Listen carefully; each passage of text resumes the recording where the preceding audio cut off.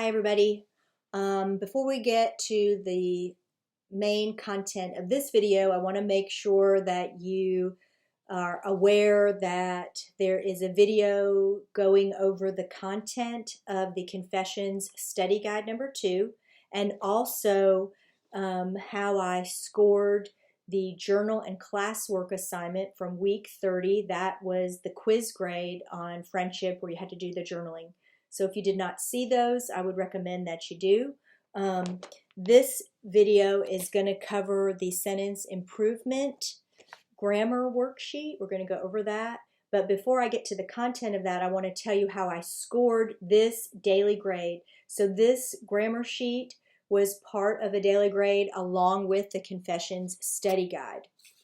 And since the study guide has work ascribed to the different grade levels and then some of the honor students had additional work on the study guide, it was varying points for depending upon where you fall, what group you fall into. So if you're a 9th or 10th grader, this assignment was out of 75 points.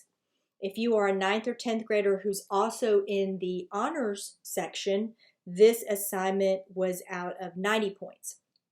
If you are a junior or senior, the assignment was out of 85 points.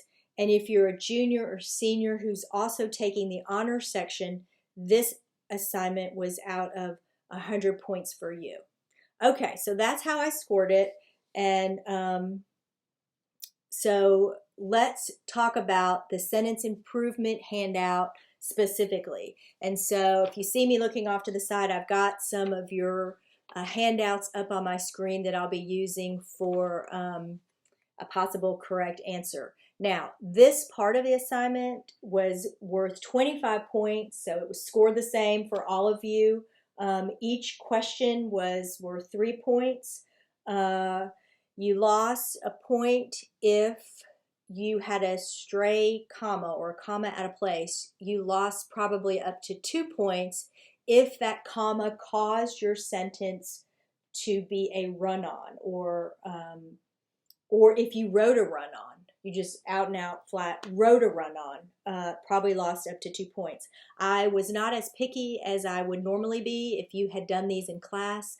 A lot of times you'll see me, if you forget a period at the end of a sentence, I'll put the period myself and circle it, and that would be 1 point deduction. Also, I did not take points off for misspelled words, like in question 9, if you put its paw, talking about the dog, and if you misspelled the possessive pronoun its and actually made it a contraction. Normally I would count off for that. I did not do that this time. I was really looking for the conciseness. I was looking if you were writing clearly, and I was looking if you were writing a sentence. Okay, so let's start with number 2, since number 1 was given to you. And this one was about the train and the passengers. And so here is a very good example of this sentence corrected. Because the train was late, the frustrated passengers angrily complained to the manager. All right, and this person, because the train was late, that's an introductory dependent clause. She has the comma there. So, it's punctuated correctly, it's concise, and it's not written in passive voice, no redundancies. So that is an example, just one example. You could have gotten or missed no points on that and written something totally different. Okay, number 2. Here's a good example for number 2. I can get the right document up. Sorry, thought I had these in order. Okay, number 2.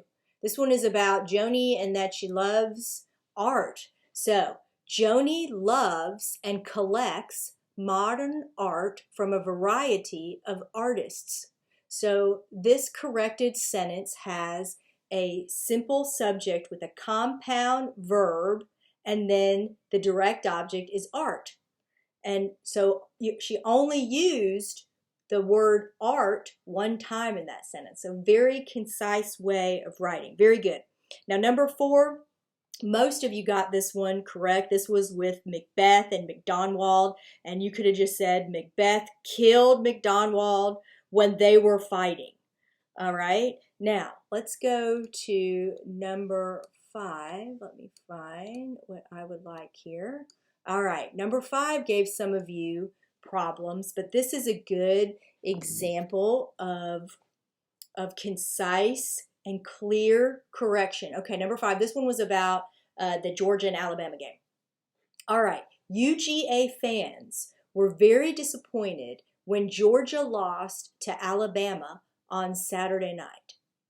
So I thought that really captured the sense of what that sentence was trying to communicate. Now, number 6, that one was about the cars and the car that had been in a wreck. And you would think that that would not be something that would have given y'all problems, but a lot of you did not make it as concise as you could have made it. So here is a corrected sentence that I thought kept the meaning but was very concise. After the accident, comma, the car was battered and dented, period. The part about the seen better days in the past is just not needed. If you put it, it really depended upon how you wrote it and how much of that you put and how you configured it with the rest of the sentences, whether you just received a -1 or a 2, but it was probably a -1 if you missed any at all. Okay, I think I'm done with that one. Now, let me go to number 7. This was the Oedipus sentence, and a lot of you kind of wrote, you were not as concise as you should have been. And the example I'm going to read you right now, I thought was one of the best examples I saw of this question. All right, so this student says, Oedipus ran away, comma, pridefully believing he was incapable of committing the sins the gods claimed he would. All right, I think that's a really good correction, because after Oedipus ran away, comma, pridefully believing, there's that participle phrase, right? Believing is the present participle there, modifying or describing Oedipus. And then you have the rest of it written in a dependent clause. I thought that was just a great, strong correction. I think I'm done with that one. So now, number 8, this was about the rows. And the question had a lot of redundancies in it. So, for example, beautiful is the same as attractive. Fragrant is the same as sweet smelling. Colorful is the same as bright. So listen to this correction. The beautiful, fragrant rose is bright with color. Concise, to the point, very good. Very good correction there. And then number 9, this was the dog with the cut foot. This person said the dog limped because a broken piece of glass cut its paw. Right to the point. So hopefully you can look at what you turned in and look at some of these suggestions. And if you have any questions, of course, get in touch. We're almost done, guys. A couple more weeks. See you in the next video.